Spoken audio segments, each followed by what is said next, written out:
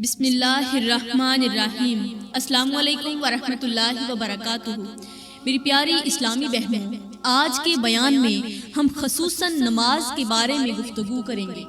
جو لوگ نماز نہیں پڑھتے یا جو عورتیں نماز نہیں پڑھتی وہ یہ بیان دل کے کانوں سے ضرور سنیں۔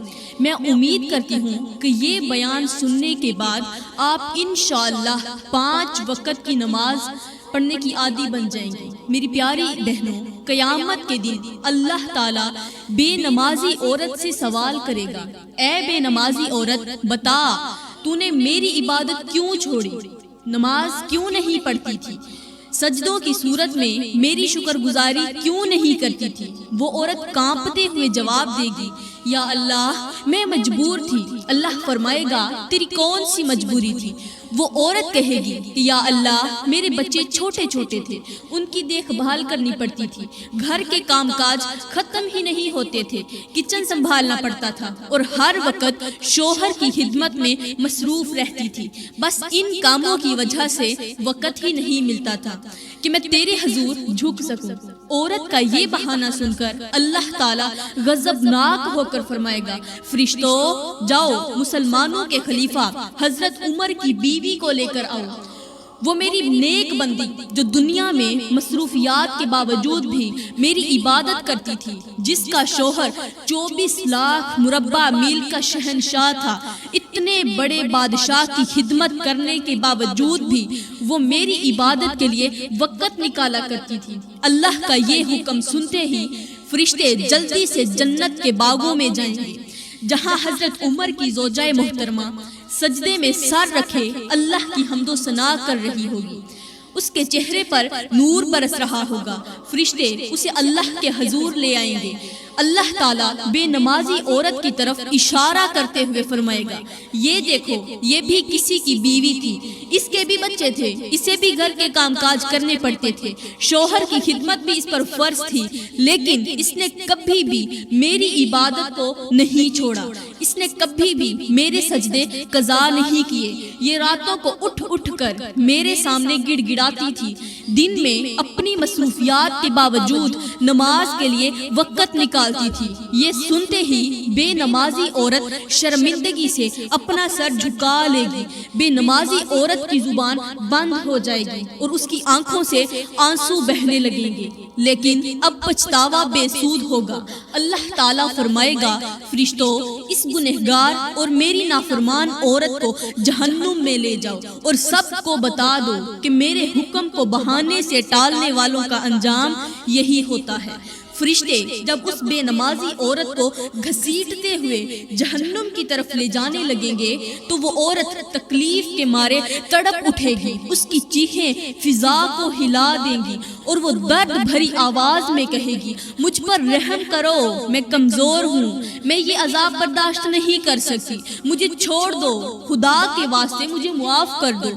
وہ ہاتھ جوڑ کر کہے گی، روتے ہوئے کہے گی، یا اللہ مجھے ایک موقع دے دے، میں تیری نماز پڑھوں گی، تیرے رستے پر چلوں گی، تیرے احکامات کو مانوں گی، اب میں دنیا میں جا کر استغفار کروں گی، توبہ کروں گی، اب میں تہجد پڑھوں گی، روزے رکھوں گی، نوافل بھی پڑھوں گی، میں تیری عبادت کرتی رہوں گی، دن ہے تو تیری عبادت میں گزرے گا، رات تو تیری عبادت میں گزرے گی، میں ہر وقت تیری حمد و ثنا بیان کروں گی، تیرے نبی کی ذات پر درود پاک پڑھوں گی، میں تجھ سے بخشش کی دعا طلب کروں گی، میں اپنے بچوں کو چھوڑ دوں گی، دنیا کو چھوڑ دوں گی، دنیا کی پرواہ بھی نہیں کروں گی، شوہر کی خدمت بھی کروں گی، لیکن تیری عبادت سب سے مقدم ہوگی، وقت پر باجماعت نماز بھی ادا کروں گی، بس سارا وقت تیری نماز میں صرف کر دوں گی۔ اچانک ایک گونجدار آواز سنائی دے گی، یہ آواز ہوگی اللہ کی۔ میرا اللہ فرمائے گا، اے میری بندی، تجھ پر رحم کیا گیا تھا دنیا میں،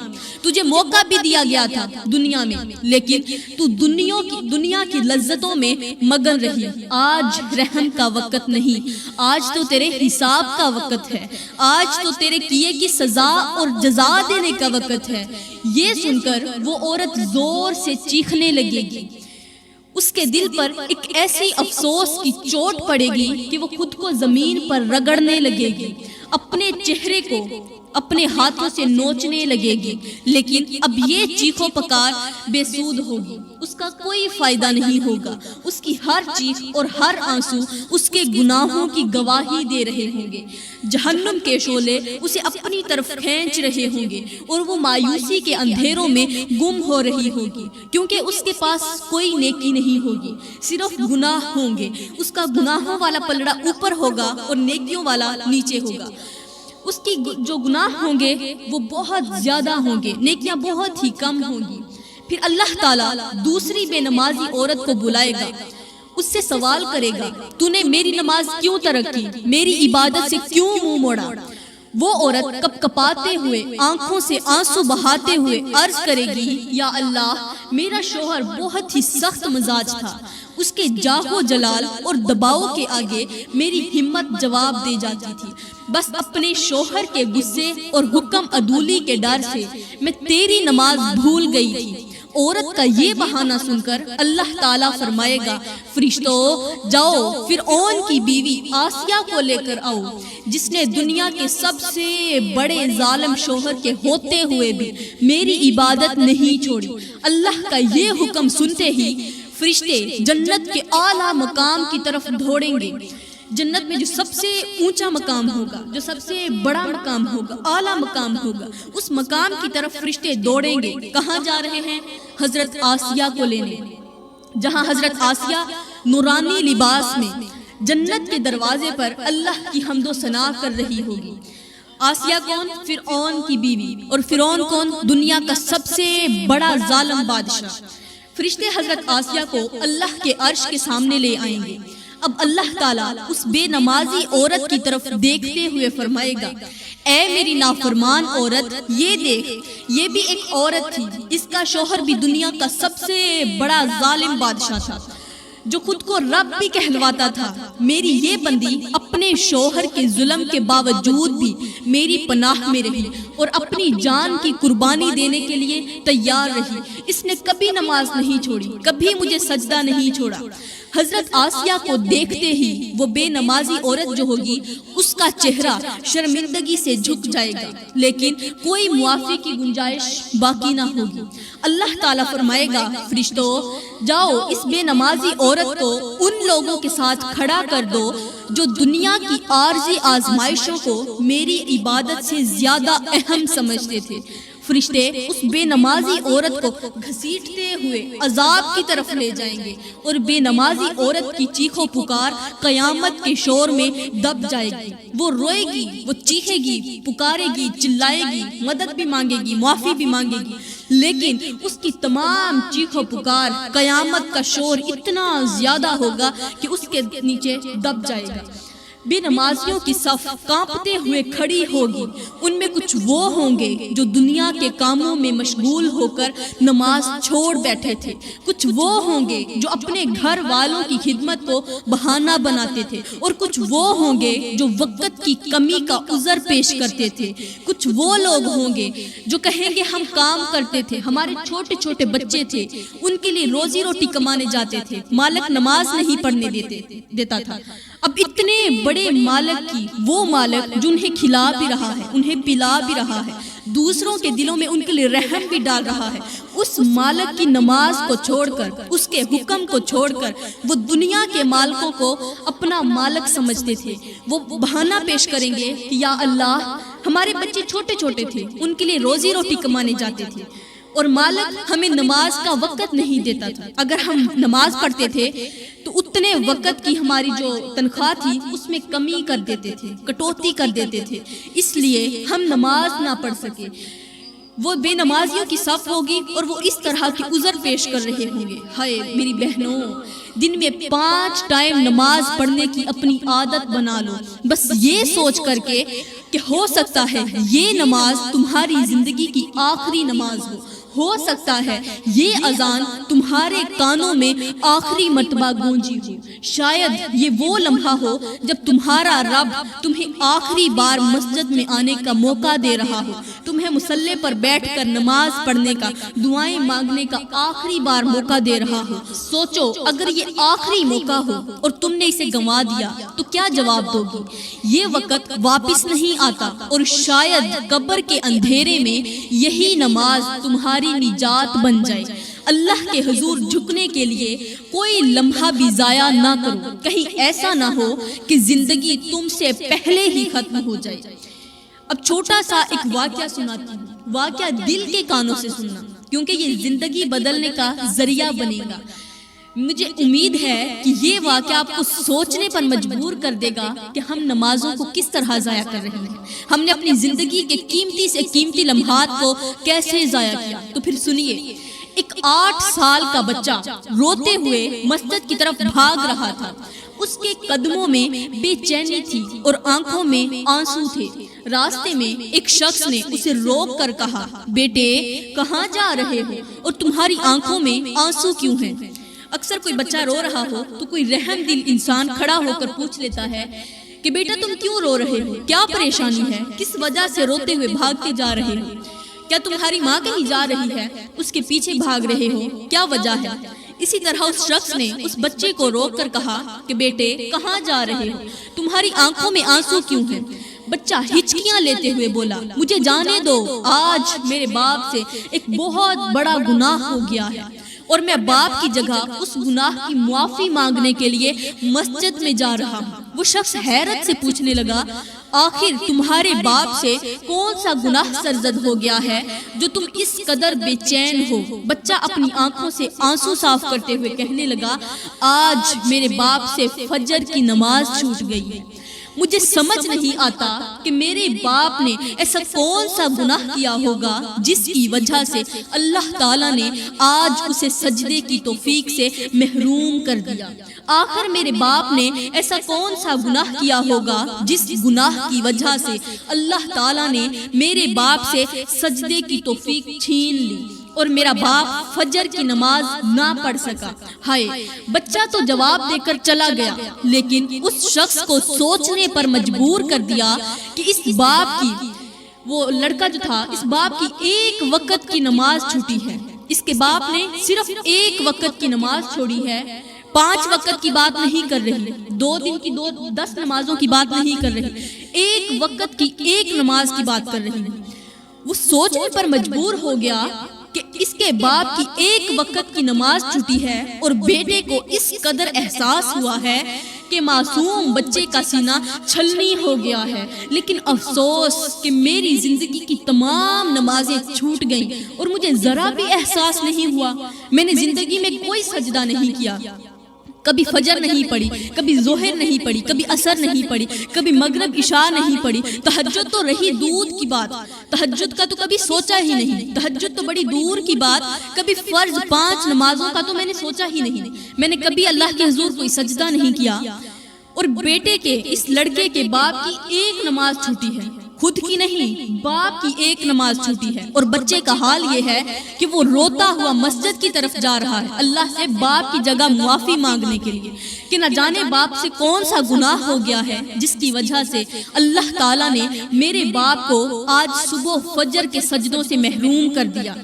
اور ایک میں ہوں، وہ شخص سوچنے لگا کہ ایک میں ہوں جس نے کبھی زندگی میں کوئی نماز نہیں پڑھی، میری کتنی نمازیں چھوٹ گئیں اور مجھے ذرا بھی احساس نہیں ہوا۔ میری زندگی میں کتنی بار فجر کا وقت آیا، ظہر کا وقت آیا، عصر، مغرب، عشاء کا وقت آیا، لیکن میں نے کبھی بھی اللہ کو سجدہ نہیں کیا۔ اس بچے کی باتوں نے نہ صرف اس شخص کے دل کو جھنجھوڑا بلکہ اسے اپنی زندگی کا جائزہ لینے پر مجبور کر دیا۔ وہ سوچنے لگا کہ قیامت کے دن جب اللہ مجھ سے پوچھے گا کہ اے میرے بندے بتا تو صحیح میرے لیے کون سا تحفہ لے کر آیا ہے، نماز کا تحفہ لے کر آیا ہے، روزے کا تحفہ لے کر آیا ہے، سچ کا تحفہ لے کر آیا ہے، راتوں کے تہجد کا تحفہ لے کر آیا ہے۔ بتا تو صحیح کون سا تحفہ لے کر آیا ہے؟ کس نیکی کا تحفہ لے کر آیا ہے؟ میرے غریبوں کی مدد کا تحفہ لے کر آیا ہے، یتیموں کو کھانا کھلانے کا تحفہ لے کر آیا ہے، یا کوئی اور نیکی والا تحفہ یا اس سے بھی بڑھ کر کوئی تحفہ لے کر آیا ہے؟ میرے نبی کی ذات پر درود پڑھنے کا تحفہ لے کر آیا ہے۔ بتا تو صحیح تو میرے لیے، میں رب کے لیے، اپنے دوست کے لیے کون سا تحفہ لے کر آیا ہے؟ وہ جب دنیا کا کوئی دوست اپنے دوست سے ملنے کے لیے، ملاقات کرنے کے لیے جاتا ہے تو اپنے دوست کے لیے کوئی نہ کوئی تحفہ ضرور لے کر آیا ہے، وہ ضرور کوئی نہ کوئی تحفہ لے کر آتا ہے۔ بتا تو صحیح تو میں رب کے لیے، اپنے دوست کے لیے کون سا تحفہ لے کر آیا ہے؟ آج تو مجھ سے ملاقات کرتے وقت کس چیز کا، کس نیکی کا تحفہ لے کر آیا ہے؟ تو پھر اس وقت میں اپنے رب کو کیا کہوں گا؟ کیا کہوں گا کہ اللہ میں گناہوں کی گٹھری لے کر آیا ہوں؟ اس وقت تمام نبیوں اور رسولوں کی امتوں کے سامنے گناہوں کی گٹھڑی دکھاتے ہوئے مجھے شرم نہیں آئے گی؟ خدارا میری بہنوں اور بھائیوں، قبل اس کے کہ یہ وقت گزر جائے، کاش میری بات تمہارے دلوں میں اتر جائے۔ یہ زندگی کی سانسیں، یہ زندگی کے لمحات تمہارے لیے بہت زیادہ قیمتی ہیں۔ انہی لمحوں میں کچھ کر لو، نماز پڑھ لو، خدا کی یاد اور محبت کے دیے اپنے دل میں جلا لو، معلوم نہیں پھر فرصت ملے نہ ملے۔ نماز وہ عظیم فریضہ ہے جو انسان کو اس کے رب کے قریب کر دیتا ہے، بالکل ساتھ جوڑ دیتا ہے۔ لیکن آج کے معاشرے میں یہ فریضہ محض ایک رسم بنتا جا رہا ہے۔ ہم دن رات دنیاوی مصروفیات میں غرق ہیں، مال و دولت کی دوڑ میں بھاگتے ہوئے یہ بھول گئے ہیں کہ اصل کامیابی اس وقت ہے جب ماتھا خاک پر جھکے اور دل اللہ کے حضور حاضر ہو جائے۔ آج لوگ نماز کو وقت کی کمی کا بہانہ بنا کر چھوڑ دیتے ہیں، لیکن یہ نہیں سوچتے کہ جس وقت کو ہم نماز کے بغیر گزار رہے ہیں وہی وقت قیامت کے دن ہمارے لیے گواہی دے گا۔ آج کا انسان اپنی دولت، عزت اور طاقت پر فخر کرتا ہے۔ کسی کے پاس تھوڑی سی دولت آ جائے، غرور آ جاتا ہے اس کے اندر۔ کسی کے پاس پیسہ آ جائے، مال و دولت آ جائے، بڑی گاڑی آ جائے، بنگلہ مل جائے اس کو، تو اس کے اندر غرور بھر جاتا ہے، اس کا دل تکبر کرنے لگتا ہے۔ لیکن یاد رکھو کہ قبر کے اندھیروں میں یہی غرور، یہی فخر ایک خوفناک بوجھ بن جائے گا، یہ کیڑے مکوڑوں کی شکل اختیار کر جائے گا۔ اب ذرا تصور کریں کہ ایک شخص کشتی میں سوار ہو کر سمندر کے سفر پر نکلتا ہے۔ کشتی میں اس کے پاس کھانے پینے کا سامان پڑا ہے، زندگی گزارنے کے تمام وسائل موجود ہیں، اور وہ شخص خوبصورت نظاروں میں مگن ہے، لیکن وہ یہ بھول جاتا ہے کہ کشتی میں ایک سوراخ بھی ہے، جو سوراخ آہستہ آہستہ پانی کو اپنے اندر لے جا رہا ہے۔ وہ شخص اپنی دنیاوی مصروفیات میں اتنا گم ہوتا ہے کہ سوراخ کی طرف دھیان ہی نہیں دیتا، یہاں تک کہ سوراخ کے ذریعے پانی کشتی کو بھر دیتا ہے اور وہ شخص سمندر میں ڈوب کر فنا ہو جاتا ہے۔ میری بہنوں، یہی مثال ہماری زندگی کی ہے۔ نماز ہمارے ایمان کی کشتی کو مضبوط رکھتی ہے، لیکن جب ہم نماز چھوڑ دیتے ہیں تو ہمارے اعمال میں سوراخ ہو جاتا ہے۔ پھر دنیا کی تمام رنگینیاں اس سوراخ کے ذریعے ہماری کشتی کے دنیا کو اندر ہی اندر غرق کر دیتی ہیں۔ میرے بھائیوں، جب موت کا سمندر ہمیں اپنی لپیٹ میں لے لے گا تو اس وقت کوئی وسیلہ، کوئی تعلق اور کوئی عذر ہمیں نہیں بچا سکے گا۔ نماز وہی واحد عمل ہے جو ہماری کشتی کو نہ صرف مضبوط رکھتا ہے بلکہ ہمیں طوفانوں سے بچا کر منزل مقصود تک بھی پہنچاتا ہے۔ کربلا کی سرزمین پر حضرت امام حسین، جنہوں نے اپنا سب کچھ اللہ کی راہ میں قربان کر دیا، اپنے بچوں کے لاشیں اپنے کندھوں پر اٹھائے، جن لاشوں کو دیکھ کر پہاڑ بھی رو پڑے، لیکن جب نماز کا وقت آیا تو امام نے وہ لاشیں زمین پر رکھ دی۔ اب وہ جو لاشیں انہوں نے اٹھائے ہوئے تھے، نماز کا وقت آیا تو وہ زمین پر رکھ دیے۔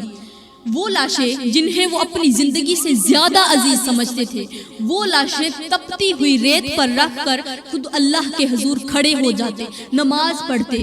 امام حسین نے ہمیں سکھایا کہ نماز کسی بھی حالت میں ترک نہیں کی جا سکتی۔ جب پورا خاندان کربلا کی خاک پر قربان ہو رہا تھا، تب بھی امام حسین نے پہلے نماز کو ترجیح دی۔ ان کے لیے نماز محض ایک فرض نہیں تھی بلکہ اللہ سے ملاقات کا بھی ذریعہ تھی۔ سوچو، وہ تپتی ہوئی ریت، وہ بچوں کے لاشیں، وہ پیاس کی شدت اور ظالموں کی تلواروں کا خوف بھی امام کی پیشانی کو اللہ کے سجدوں سے نہ ہٹا سکا۔ امام حسین نے ہمیں بتا دیا کہ دنیا کی کوئی بھی مصیبت، کوئی بھی غم اور کوئی بھی قربانی نماز سے بڑھ کر نہیں ہو سکتی۔ یہ واقعہ ہم سب کے لیے ایک زبردست سبق ہے کہ ہم کتنی ہی مشکل میں کیوں نہ ہوں، نماز کو کبھی بھی نہ چھوڑیں، کیونکہ جو نماز کربلا کی ریت پر ادا کی گئی، وہی نماز قیامت کے دن ہماری نجات کا ذریعہ بنے گی۔ ذرا تصور کریں کہ ایک مسافر صحرا کے بیچوں بیچ کھڑا ہے، اس کے پاس پانی سے بھرا ہوا ایک مشکیزہ ہے، مگر وہ اسے اہمیت نہیں دیتا اور یہ سوچ کر اسے استعمال نہیں کرتا کہ شاید آگے کہیں اور پانی مل جائے۔ دھوپ کی شدت، پیاس کی تڑپ اور تھکن اسے بے حال کر دیتی ہے، مگر وہ مشکیزہ کبھی بھی کھولنے کی زحمت نہیں کرتا۔ آخر کار جب وہ گرنے لگتا ہے اور زندگی کی آخری سانس کے قریب ہوتا ہے، تب اسے احساس ہوتا ہے کہ وہ پانی اس کی بقا کے لیے کافی تھا، اس کے زندہ رہنے کے لیے کافی تھا، مگر اب وہ مشکیزہ اس کے کسی کام کا نہیں رہا۔ بالکل یہی انجام ہے بے نماز انسان کا۔ بے نمازی انسان کے ساتھ بھی یہی حشر ہوتا ہے۔ نماز اس کی زندگی کا وہ پانی ہے جو اس کی روح کو زندہ رکھ سکتا ہے، مگر وہ اسے اہمیت نہیں دیتا، اور جب موت کا وقت قریب آتا ہے تو اسے اپنی غفلت کا احساس ہوتا ہے، مگر تب وقت ہاتھ سے نکل چکا ہوتا ہے۔ نماز کو معمولی نہ سمجھو، کیونکہ یہ وہ خزانہ ہے جو تمہاری آخرت کو روشن کر سکتا ہے۔ اب میں آپ کو بتاتی ہوں کہ جو لوگ نماز پڑھتے ہیں ان کے لیے اللہ کے رسول نے کیا خوشخبری دی ہے، اور جو لوگ نماز نہیں پڑھتے ان کو کیسے عذاب ملے گا، کس طرح جہنم ان کو اپنے اندر جھلسائے گی، کس طرح وہ تڑپیں گے، چیخیں گے۔ ان کے لیے اللہ کے رسول نے کون سی وعید سنائی ہے۔ میری پیاری بہنوں، میرے کریم نبی حضرت محمد مصطفیٰ صلی اللہ علیہ وآلہ وسلم آپ نے فرمایا، جو شخص اللہ کے لیے خشوع و خضوع کے ساتھ وضو کرتا ہے اور پھر نماز کے لیے کھڑا ہوتا ہے، اس کے گناہ درخت کے پتوں کی طرح جھڑ جاتے ہیں۔ اس حدیث میں نماز کی فضیلت کو نہایت خوبصورتی کے ساتھ بیان کیا گیا ہے۔ نماز صرف ایک عبادت نہیں بلکہ یہ روح کی پاکیزگی اور دل کی صفائی کا ذریعہ ہے، اور حضرت امام حسین کے مطابق یہ اللہ کے ساتھ ملاقات کرنے کا بھی ذریعہ ہے۔ جس طرح درخت اپنے پرانے اور بوجھل پتوں کو جھاڑ کر تازگی حاصل کرتا ہے، ویسے ہی ایک مومن جب وضو کرتا ہے اور اللہ کے حضور جھک جاتا ہے تو اس کے گناہ مٹ جاتے ہیں۔ یہ خوشخبری ان کے لیے ہے جو نماز کو اپنی زندگی کا حصہ بنا لیتے ہیں، کیونکہ نماز اللہ سے قربت کا سب سے بڑا ذریعہ ہے۔ نماز کے ذریعے مومن کو سکون، راحت اور جنت کی بشارت ملتی ہے۔ یہ حدیث ہمیں یاد دلاتی ہے کہ نماز صرف ایک فرض نہیں بلکہ ہمارے لیے رحمت اور گناہوں کی معافی کا ذریعہ ہے۔ اب جو لوگ نماز نہیں پڑھتے ان کے لیے کیا وعید ہے؟ پیاری بہنوں، نبی کریم صلی اللہ علیہ وآلہ وسلم نے فرمایا، نماز چھوڑنے والے اور کفر کے درمیان فرق صرف نماز کا ہے۔ جو لوگ نماز نہیں پڑھتے، بے نمازی لوگوں اور کافروں کے درمیان فرق صرف نماز کا ہے۔ بے نمازی جو مسلمان ہے، مسلمان جو ہے وہ صرف نماز پڑھتا ہے اس لیے مسلمان ہے، اور جو کافر ہے وہ نماز نہیں پڑھتا، نماز نہ پڑھنے کی وجہ سے وہ کافر ہے۔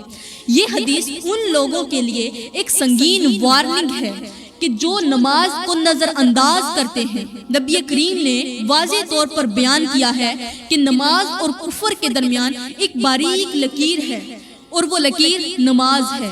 اگر کوئی جان بوجھ کر نماز کو چھوڑ دیتا ہے تو وہ در حقیقت اللہ کے حکم کو نظر انداز کر رہا ہے۔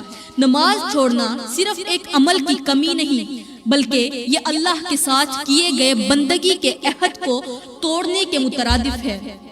قیامت کے دن سب سے پہلا سوال نماز کے بارے میں ہوگا، اور جو اس امتحان میں ناکام ہوگا اس کے لیے آگے کے راستے، آگے کی منزلیں مزید دشوار ہو جائیں گی۔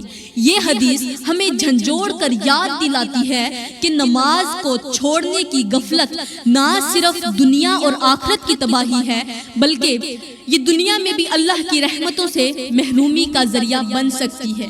یہ دونوں احادیث ایک واضح پیغام دیتی ہیں کہ نماز نہ صرف جنت کے دروازے کھولتی ہے بلکہ نماز کو چھوڑ دینا ان دروازوں کو بند کر دیتا ہے۔ ہمیں اپنی زندگی میں نماز کو ترجیح دینی چاہیے کیونکہ یہ دنیا اور آخرت کی کامیابی کی کنجی ہے۔ اب ایک شخص تھا جسے نماز پڑھنے کے بارے میں بارہا تلقین کی گئی، مگر وہ ہر بار یہ کہہ کر ٹال دیتا کہ ابھی وقت ہے، جب دل کرے گا تو پڑھ لوں گا، ابھی کافی وقت پڑا ہے، کافی زندگی لمبی ہے، جب میرا آخری وقت آئے گا، جب میری جوانی ختم ہوگی، بڑھاپے میں بیٹھ کر نمازیں پڑھ لوں گا۔ وہ دنیا کے کاموں میں مصروف رہتا، نماز کو اپنی زندگی کا بوجھ سمجھتا اور کہتا کہ اللہ تو معاف کرنے والا ہے۔ پھر ایک دن ایسا آیا کہ وہ اپنے بستر پر پڑا ہوا تھا، سانسیں ٹوٹ رہی تھی اور آنکھیں پتھرا رہی تھی۔ رشتہ دار اسے کلمہ پڑھنے کو کہہ رہے تھے مگر زبان اس کا ساتھ نہیں دے رہی تھی۔ اسی لمحے ایک سایہ اس کے قریب آیا اور ایک آواز گونجی، تمہیں زندگی میں اتنا وقت دیا مگر تم نے مجھے یاد نہ کیا، آج میں بھی تمہاری پکار کا جواب نہیں دوں گا۔ وہ شخص بے بسی سے تڑپتا رہا مگر اس کی آخری سانس بھی اس کا ساتھ چھوڑ گئی۔ قبر کے گھڑے میں جب اسے اتارا گیا تو فرشتوں نے پوچھا، تیری نماز کہاں ہے؟ وہ چیخ کر کہنے لگا، مجھے ایک موقع اور دے دو، مگر جواب نہ آیا۔ یہ وقت کا پہیہ کبھی نہیں ٹلتا۔ جواب یہی آیا کہ وقت کا پہیہ کبھی نہیں پلٹتا، پچھلا وقت کبھی بھی نہیں آئے گا، اب تجھے دوبارہ موقع نہیں دیا جائے گا کیونکہ تجھے موقع دیا گیا تھا دنیا میں، لیکن تو نے دنیا کی لذتوں میں آ کر خدا کو بھلا دیا، نماز نہیں پڑھی، اب تجھے کبھی بھی دوسرا موقع نہیں ملے گا، اب صرف تجھے عذاب ملے گا۔ پیاری بہنوں، اب تم خود فیصلہ کرو، کیا یہ مثال تمہیں جھنجھوڑنے کے لیے کافی ہے یا نہیں؟ بس آخر میں دعا کرتی ہوں کہ یا اللہ ہمیں 5 وقت کا نمازی بنا دے اور ہمارے دلوں کو اپنی عبادت کا شوق عطا فرما، ہمیں گناہوں سے بچا اور اپنی ہدایت پر ثابت قدم رکھ، ہمارے دلوں کو ایمان کی روشنی سے منور کر اور ہمیں اپنی قربت کا حقدار بنا دے۔ آمین ثم آمین، وما علینا الا البلاغ المبین۔